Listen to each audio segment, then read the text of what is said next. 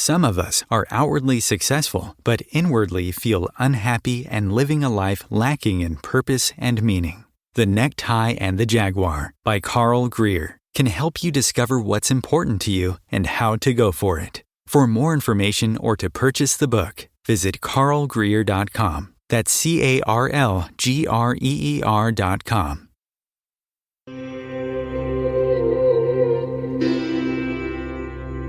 Welcome to Inspiration and Transformation from the Banks of the Ganga with Sadhvi Bhagawati Saraswati, an American sannyasi living at the Parmarth Niketan Ashram in Rishikesh, India.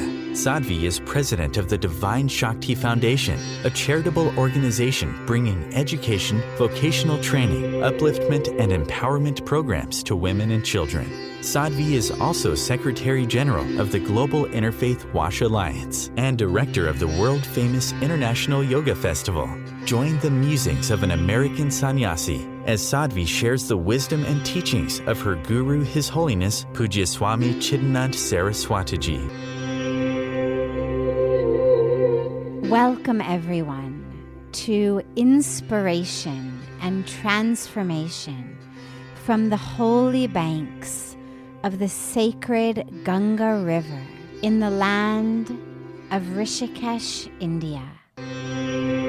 Before we get to the shloka or the mantra, it's important to understand what is forgiveness anyway. Like, why do we forgive? Yes, all of our spiritual teachings say forgive, but are we doing it just because some guru told us to, or we read some book that said we should?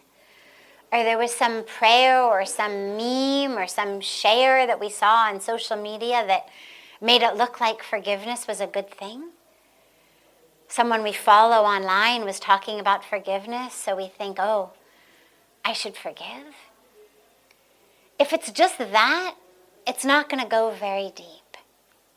Until you recognize that whether it's the guru, whether it's a scripture, whether it's a book, whether it's some influencer you follow online, until and unless you realize the importance of forgiveness in your life, you'll only go through the motions. You may say, I forgive you, but inside, it'll still kind of fester. And this is where we have to understand that forgiveness is the key to our spiritual freedom. There is nothing that holds us back from the outside more than our inability to let go on the inside. When someone has hurt us, whether one time or 100 times, when we hold on to it, we bring that hurt into the present moment. Whenever they hurt us, it was sometime in the past, whether it was 5 minutes ago, 5 hours ago, or 50 years ago. It was in the past. Because if I'm thinking about forgiveness, I'm already beyond whenever it was that hurt happened. But what I've done if I'm still angry is I'm bringing the past into the present. I'm bringing that hurt into the present moment. I'm the one who's carried it in, not them. They did what they did in the past. I have carried that past into the present moment. It's like jahan jahan mein jati hun apni briefcase leke jaun. Lekin briefcase mein hai kya? All of my anger. Taki I should never be free of it, wherever I go. Make sure, have that briefcase, so God forbid I might be sitting on the banks of Ganga or watching a sunset or in a beautiful moment. I've always got my trusty briefcase I can open to remind me of why I'm really angry, why I'm in pain, why I'm upset. But at some point we grow tired of that. At some point we realize travel is much nicer without this briefcase of grievances. whether it's in my hand or in my mind. And so we forgive because we deserve to be free. We forgive because we deserve to be free. So no matter how many times somebody has hurt you, no matter how badly they have hurt you, you deserve to be free. We ask the wrong questions. We ask, do they deserve to be forgiven? That is the wrong question. That question has no merit. The question, of course, could be, do they deserve to be freed of the karmic fruits of it? But that's not in our hands anyway. That's purely a philosophical question. We don't have the power anyway to change someone else's karmic package. Even if we forgive them fully, they're still going to get their karmic dues. That's the law of nature. So we are not the ones who determine whether they deserve some kind of get-out-of-jail-free card for what they've done. We don't have that card. We couldn't give it to them even if we wanted to. The question for us is not do they deserve to be forgiven, but do we deserve to be free? And that is the only question that matters. And so you forgive as quickly as you can, as fully as you can, because you deserve to be free. So no matter what someone has done, how many times they've done it, you forgive. Because that anger and that grudge is what is standing between you. You're listening to OTR-FM, part of the IOM radio network. Being a radio host on IOM FM allows you to build your show on a rich platform with the power of the internet to fulfill your outreach goals and connect with a very specialized and global online audience, unlimited by time and distance. OMTimes Radio will provide you with web relevance, a recognizable conscious brand, and with the standard of excellence that has accompanied every single Circle of Hearts Radio is a sanctuary on the airwaves. Join me, Grandmother Elia, in the circle on Sunday, 2 p.m. Eastern as I share information to both enlighten and nourish your soul. Hi, this is Christina Ricci with RAIN. Every 2 minutes, another American is sexually assaulted. If you or someone you know has been sexually assaulted, you are not alone. Help is just a call or click away through the National Sexual Assault Hotline. Please call 1-800-656-HOPE, that's HOPE, or visit RAIN.org, that's RAINN.org. Brought to you by RAIN and this station. Welcome back to Inspiration and Transformation. I'm so glad to have you all back here with me. And it says, my trigger to anger is usually physical exhaustion. On days when I'm very tired or I didn't sleep well the night before, I start getting angry over small things. How do I stop? So,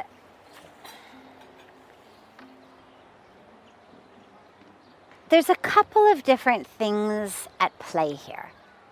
On the one hand, on a very physical level, sleep is greatly important for the workings of the physical body, but also for the workings of what most of us identify as our emotional state, our psychological state, our mind. Because that which is taking place in the physical brain, the chemistry, the electricity, is that which we experience as emotional states, as feeling states, as our inner psychology. And we know, for example, that being awake all night, I forget the actual statistics, but it's something like being awake all night is the equivalent of basically being drunk. And I forget how many drinks it is. But literally, lack of sleep impairs us cognitively, intellectually, emotionally, the same way that drugs and alcohol do. So in the same way that if someone were really drunk and they did something really stupid or they acted in a way that later they really regretted, they would say, oh, well, I was just really drunk or I was on drugs. Meaning the chemistry of my brain was messed up. And then people would say, oh, yeah, you were just drunk or on drugs. But lack of sleep actually impairs our brain functioning in the same way. And so the first very logistic, physical piece here is not sleeping impairs us. It impairs our immunity. It impairs our digestive system. It impairs all of the systems of the body, including the workings of the brain. And so we do things that are stupid. We're cognitively impaired. We make bad decisions that we later regret. We lose ourselves in anger. We lose ourselves sometime in tears. I remember when I was a very, very young child, from the time I was just a little kid, if I ever would get upset, my mom knew, oh, it's time to take a nap. Just that simple thing, young child, crying or having a temper tantrum. Must be you're tired, have a nap.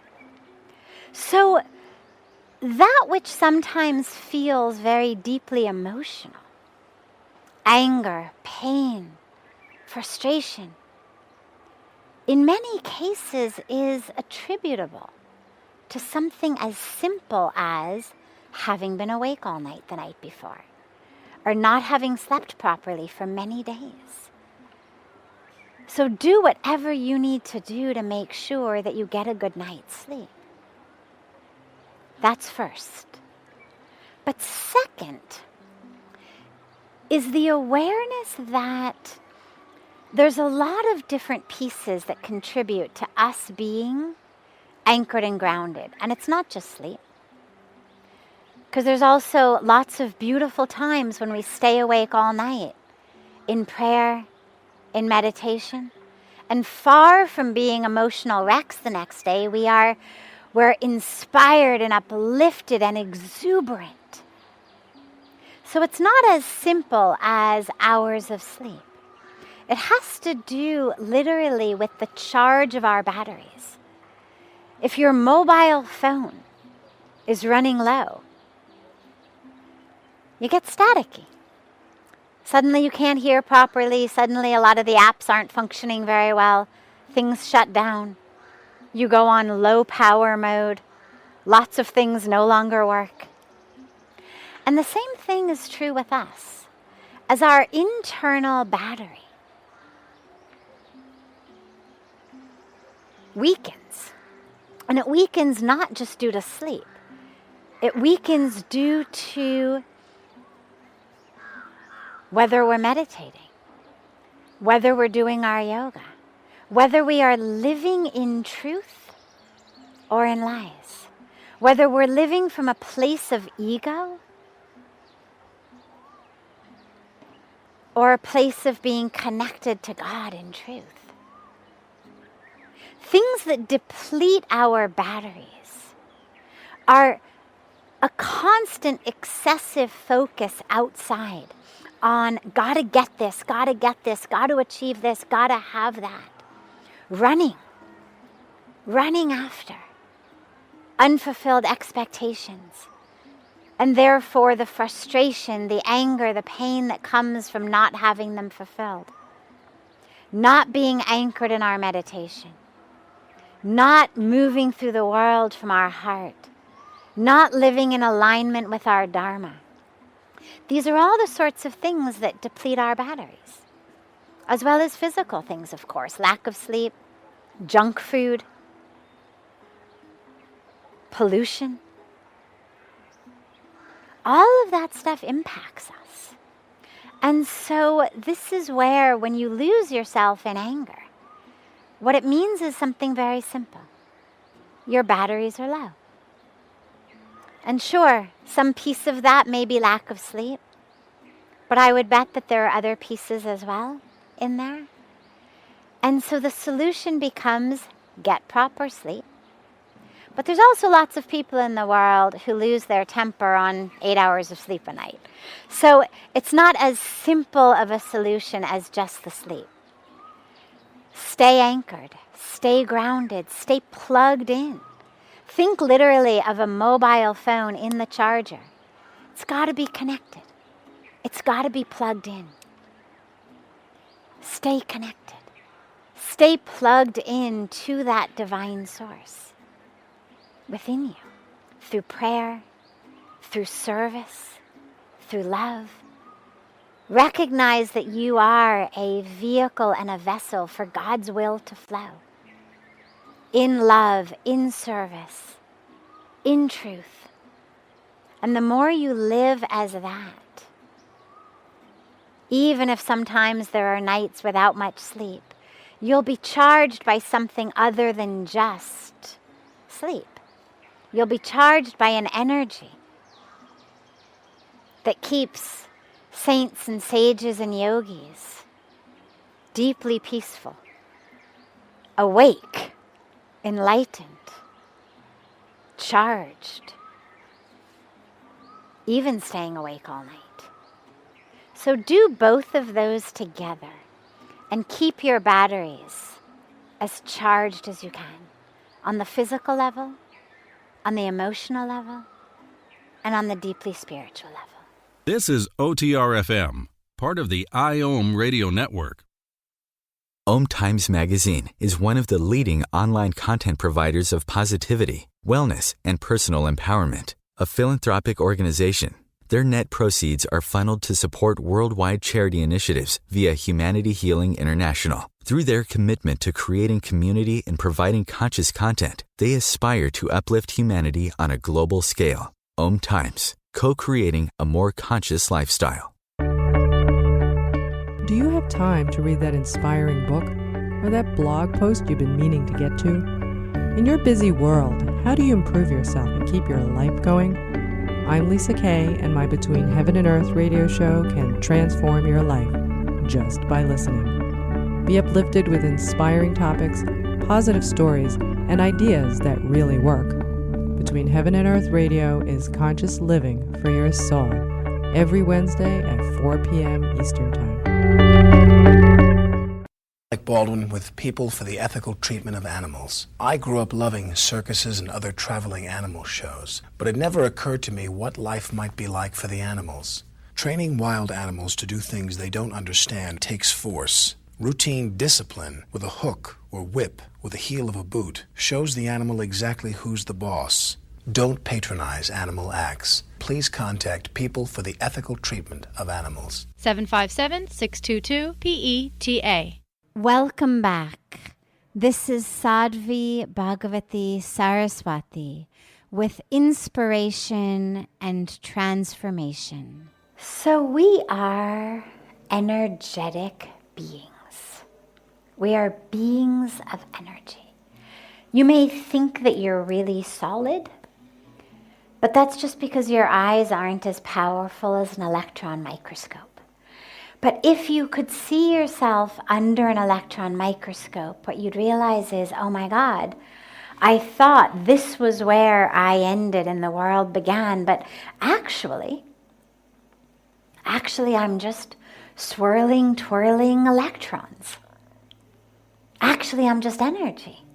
Actually, the swirling, twirling electrons of that which we're going to call my skin, my bones where I end, and the whirling, swirling electrons in the air around me intermingle. There isn't really a fine line anywhere where you could say, this is where I end and the world begins. They're connected. They're swirling and twirling and intermingling. And we feel it energetically. When we talk about vibrational energy, there's some people you're with and it just feels right. Some situations you're in that just feel right. And some that don't. We feel things energetically. We know that. Ever feel like you just know what someone is thinking next to you?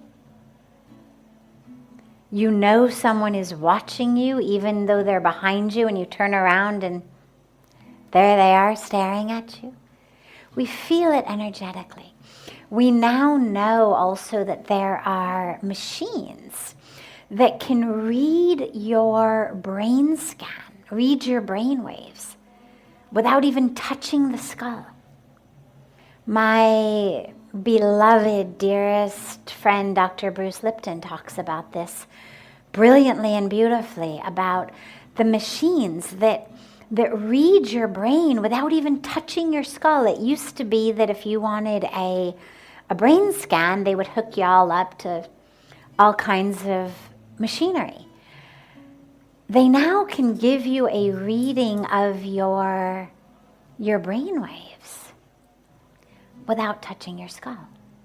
Now, that is super exciting. Not just technologically, but spiritually. Because what it means is actually what the sages and the saints and the rishis and the gurus and the scriptures have been saying for thousands of years, which is, careful of your thoughts. They create your world. Literally. They are vibrational energy that go out of your head into your world.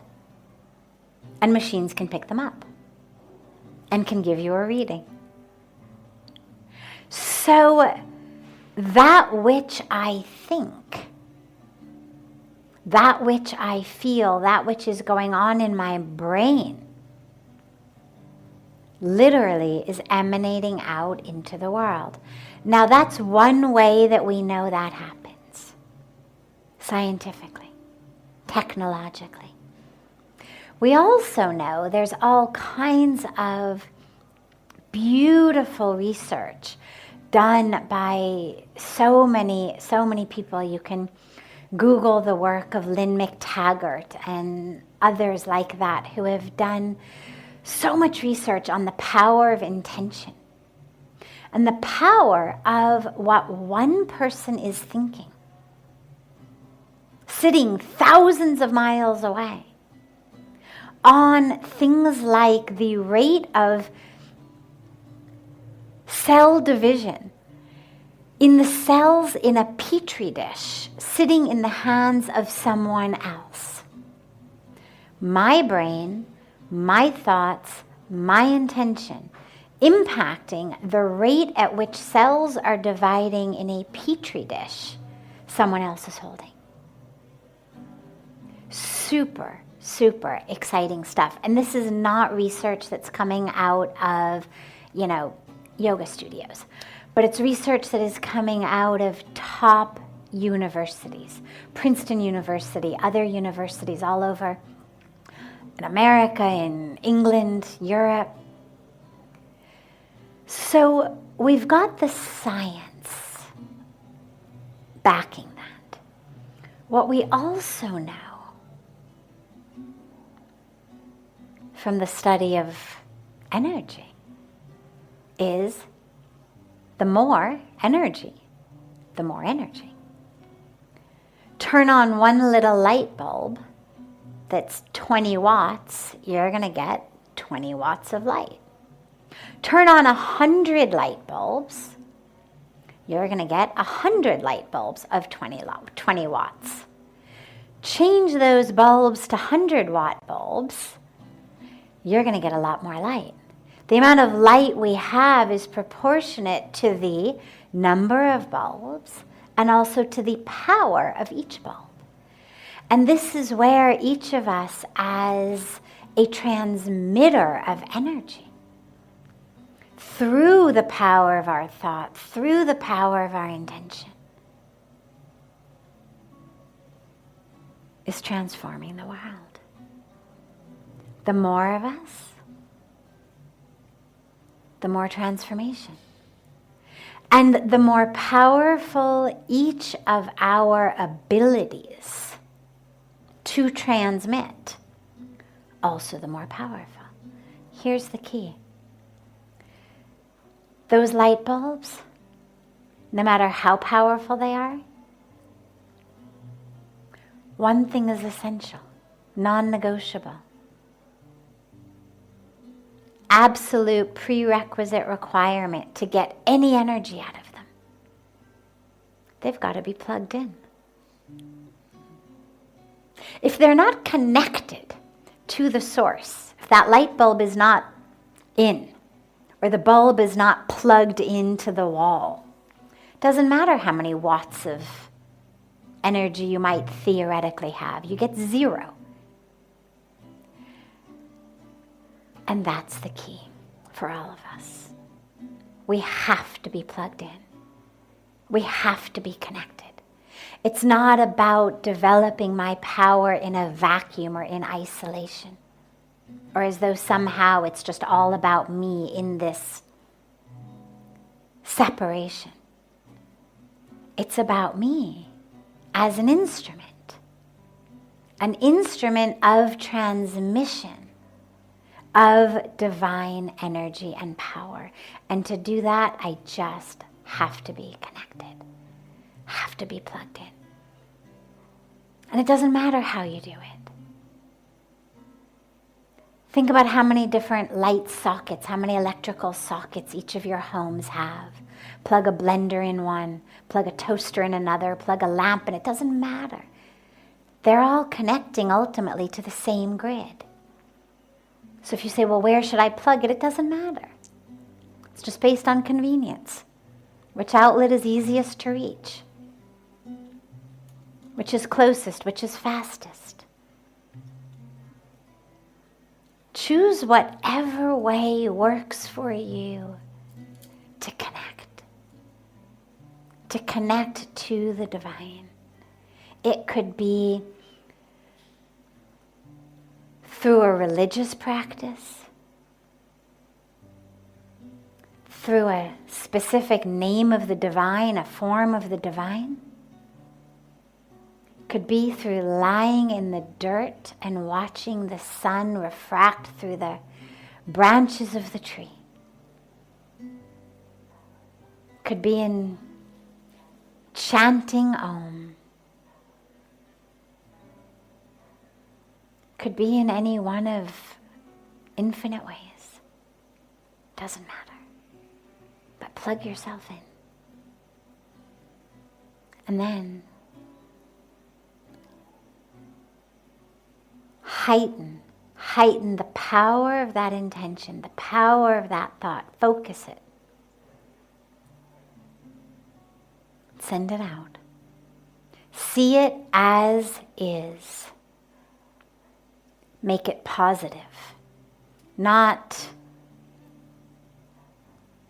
God heal the sick, but God, all are well. All are healthy. See what is, say what is, know what is. We are healthy. All are healthy, strong, vibrant. Know that it is. Put that out into the world. See it. Together, we can make it happen. But that intention isn't enough. It has to then be followed with action. So the intention is brilliant and powerful and transformative, and not enough. It has to also be followed with action. So we have the thought, the intention, the meditation, and we act to bring that to fruition. And if we all do that, or if even a whole bunch of us do that, we can really be the change. This is OTR-FM, part of the IOM radio network. OMTimes magazine is one of the leading online content providers of positivity, wellness, and personal empowerment. A philanthropic organization, their net proceeds are funneled to support worldwide charity initiatives via Humanity Healing International. Through their commitment to creating community and providing conscious content, they aspire to uplift humanity on a global scale. OMTimes, co-creating a more conscious lifestyle. Do you have time to read that inspiring book or that blog post you've been meaning to get to?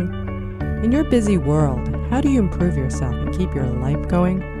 I'm Lisa Kay, and my Between Heaven and Earth radio show can transform your life just by listening. Be uplifted with inspiring topics, positive stories, and ideas that really work. Between Heaven and Earth radio is conscious living for your soul, every Wednesday at 4 p.m. Eastern Time.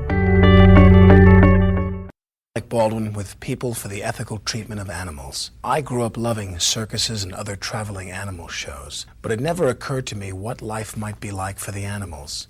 Training wild animals to do things they don't understand takes force. Routine discipline with a hook or whip with the heel of a boot shows the animal exactly who's the boss. Don't patronize animal acts. Please contact People for the Ethical Treatment of Animals. 757-622-PETA. Welcome back. This is Sadhvi Bhagawati Saraswati with Inspiration and Transformation. There's two pieces. I don't know whether this rage and pain, what is her name? Alessia. If she's watching this, send us a note whether this is since Corona or whether this is in general. So this rage and pain that you're feeling, this is general throughout your life, or this has been just since the time of Corona. But either way, meditation and spirituality, sadly, are not inoculations against emotion, nor are they immediate erasers of all of that which we've experienced in our lives and which has left impressions, sanskaras, upon us. And so while it would be really beautiful if as we meditated,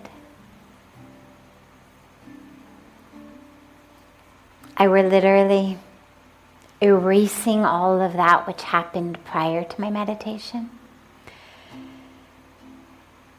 it's not true. It helps enormously, immeasurably.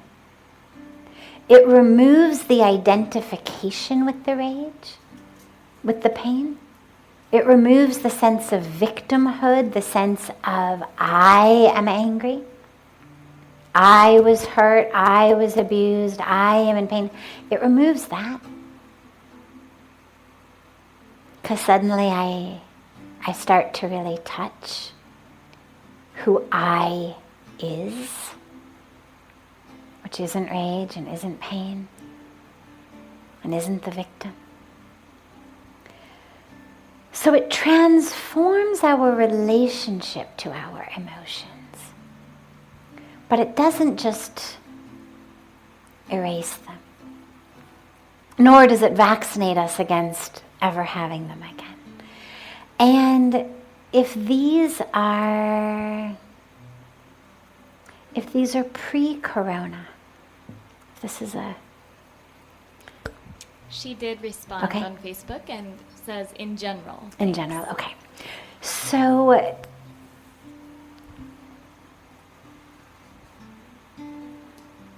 these experiences, the rage, the pain that you feel,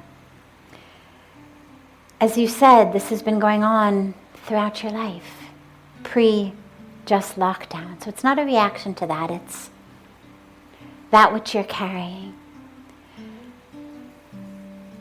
Let your meditation during the day, and it's wonderful that you're meditating, keep it up. In your meditations, allow yourself to drop into an experience of who you are. And you may want to use the technique of literally asking yourself, who am I? Who am I? It's a beautiful meditation. Who am I? Who am I? Don't articulate the answers. It's not an essay writing exercise. But just keep allowing the question like a mantra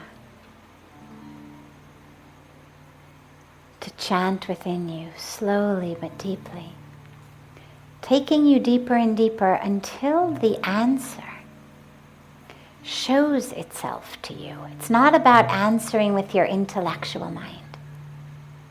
So it's not about planning, oh, what's the answer to that question? There's no one grading your response. You ask it, not of the intellectual mind, not of the indoctrinated mind, not of the educated mind, but you ask it of the self. You ask it of the place of no mind. Who am I? And you ask it until the answer shows itself to you within yourself. It may happen within a minute. You may do this meditation for the next several months. But allow that to be part of your meditative practice.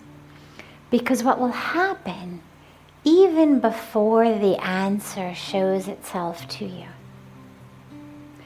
it will become very clear what you are not. If you've got rage and pain in your subconscious that's coming out in your dreams, clearly in your life there have been experiences that have triggered this. There are unfulfilled expectations,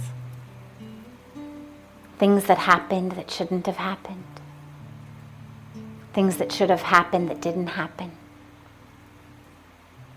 things that really didn't go the way that if you were in charge of the universe you would have written for them to go.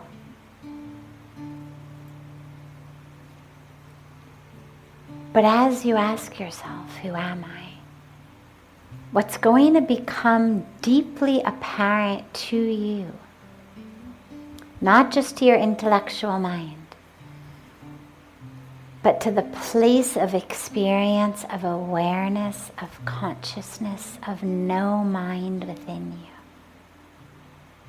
you, is that you are not the one to whom that happened. You are not the one who had that experience. That is not the answer that arises from the depth of you when you ask, who am I? And as you learn that experientially, the dreams will change. Another beautiful technique is choose a beautiful prayer, a song that you can sing before sleep, that you can recite before sleep.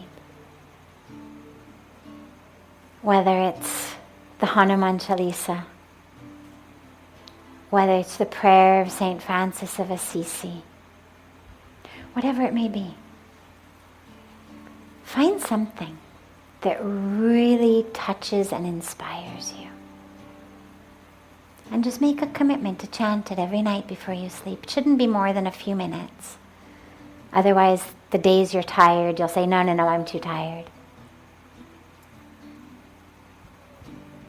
But just make a commitment. Even if you literally are in bed before you remember to do it and you just sit up in bed and recite it. Start that pattern. And you'll notice that your dreams change. Lastly, another beautiful pre-bed ritual is if you have an image of the divine, whether an actual picture of the divine or whether an oil lamp, a flower, whatever it may be, but something that to you symbolizes divinity. Before you sleep, offer to it. Offer all of that in your mind and heart. Offer the rage, offer the pain. Offer it to God. Oh God, take this. I offer it to you. I know it's not the best gift in the universe. It's rage and pain. You deserve better. But actually it is the best gift in the universe, because what the divine wants is for us to experience the divine within ourselves. And so by offering that, which keeps us from experiencing it, we get closer to the divine.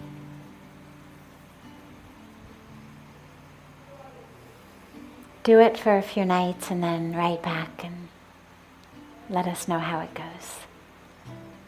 This is OTR-FM, part of the IOM radio network. OMTimes Magazine is one of the leading online content providers of positivity, wellness, and personal empowerment. A philanthropic organization, their net proceeds are funneled to support worldwide charity initiatives via Humanity Healing International. Through their commitment to creating community and providing conscious content, they aspire to uplift humanity on a global scale. OMTimes, co-creating a more conscious lifestyle. Do you have time to read that inspiring book or that blog post you've been meaning to get to? In your busy world, how do you improve yourself and keep your life going? I'm Lisa Kay, and my Between Heaven and Earth radio show can transform your life just by listening. Be uplifted with inspiring topics, positive stories, and ideas that really work. Between Heaven and Earth Radio is conscious living for your soul, every Wednesday at 4 p.m. Eastern Time. Like Baldwin with People for the Ethical Treatment of Animals. I grew up loving circuses and other traveling animal shows, but it never occurred to me what life might be like for the animals. Training wild animals to do things they don't understand takes force. Routine discipline with a hook or whip with the heel of a boot shows the animal exactly who's the boss. Don't patronize animal acts. Please contact People for the Ethical Treatment of Animals. 757-622-PETA. Welcome back. This is Sadhvi Bhagawati Saraswati with Inspiration and Transformation by Swarnendu Saha on YouTube. It says, today most people have a fake face to show to the world. What do you recommend? A little bit of sacrifice of one's own moral values, if necessary, in order not to get fooled by others, or living morally at all times? I absolutely am an unequivocal advocate of living by your morals at all times. Think about it. Think about what your highest goal is, because that's really what it boils down to. It's not about what are you going to be rewarded for, or what will you be punished for, or how will you be judged. Those are very simplistic and not fully ripened concepts of spirituality or morality. What's most important is simply, what are my moral values? What do I believe in? What is my truth? Such that when I look in the mirror, I smile at the person looking back. I love the person looking back. I feel so in alignment with the person looking back. When I look at God, whether in the form of an image in a house of worship, or whether behind my closed eyelids, however I connect with God, when I connect with God, that there's no sense of shame or embarrassment, that I don't find myself saying to God, come on God, you know, I mean, you know I'm a good guy, but I had to, you know I didn't have any choice. Like, I don't want to find myself having to be my own advocate in front of God. You want to be able to just face God and know that God sees everything, knows everything, and there you are in God's arms. And at the end of the day, when I go to sleep at night, the last thing I want is my brain to be filled with the issues of what I've said and done that aren't in alignment with who I am. Because you may fool others, but you don't fool yourself. And when you do things or you act in ways that are not in alignment with your core values, such a ridiculous amount of time and energy of your brain goes in trying to convince yourself and reconvince yourself that it was okay, right? I mean, we all know that. You do something wrong, you tell a lie, you cheat, you steal. How many times that voice in your own mind has to keep running on overtime to make you feel okay about it? Well, he deserved it anyway.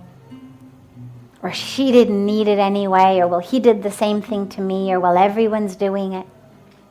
We have to keep justifying to ourselves.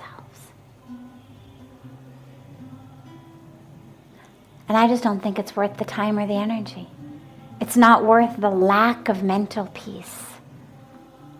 It's so much easier to just live in alignment.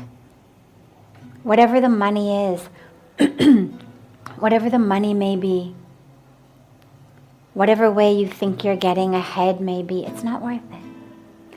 Now, there's a caveat here. And that's a caveat, it's slightly different, but it's worthy to bring up now, which is, are there circumstances in which doing things which we normally would consider immoral actually is okay? So for example, we are anti-violence.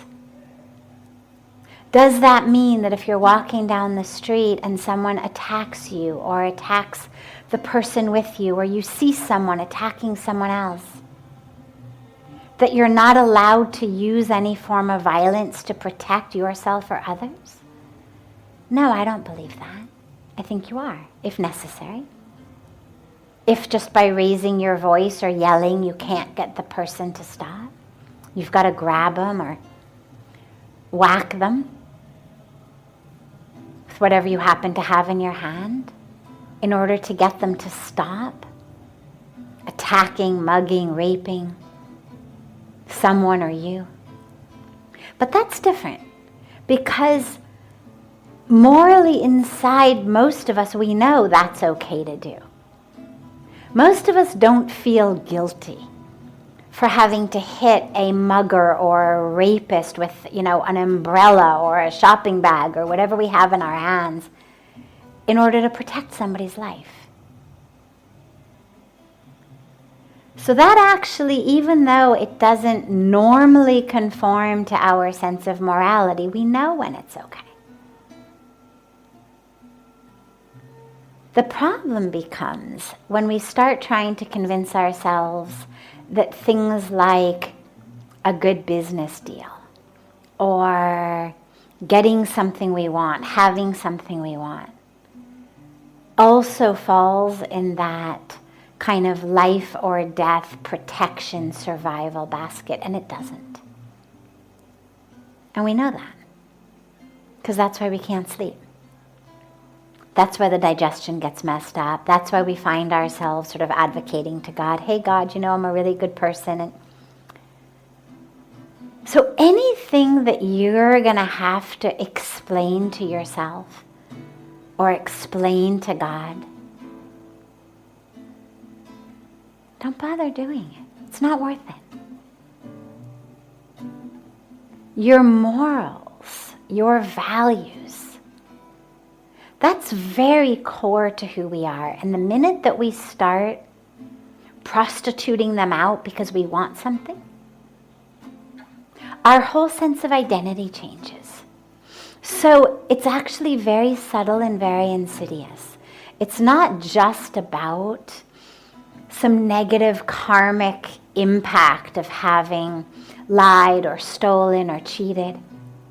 It's that suddenly my identity has changed. Now I am someone who, yeah, sometimes to get what I want, you know, you got to do what everybody's doing. Yeah, sometimes I lie. Yeah, sometimes I cheat. Yeah, sometimes I steal. And my whole self-identity shifts to accommodate that. And that becomes very dangerous. Because that is your self, your sense of self. And no amount of extra money or possessions is worth it. But interestingly, if we go back to the example of having to, the identity doesn't change. So if you're walking down the street and someone is raping a young girl and you pull out your umbrella and beat him to get him off her because he didn't stop when you yelled, your self-identity doesn't change that, oh yeah, I'm somebody who beats people. Because you know you're not. But you also know that you're someone who is able to step up to what the present moment requires and not live in a box of even your own morals, even your own values, even your own ethics. Because there are some times it is more ethical to hit the rapist with an umbrella than to be theoretically nonviolent. Because then you're just being violent to the girl he's raping. And so ask yourself as you're doing these things, is this really in alignment with my sense of morality or not? And if it's not, don't do it. It's not worth it. And if it is, and you know that it's right, and you're going to be able to face yourself, face God, face your sleep in the night, then no problem. Because ultimately, at the end of the day, it's about you and God. This brings to a close this hour of inspiration and transformation. Thank you so much for joining me. I'm so glad to be together with you all each week. And I look forward to being together again next Thursday, same time, on OMTimes Radio.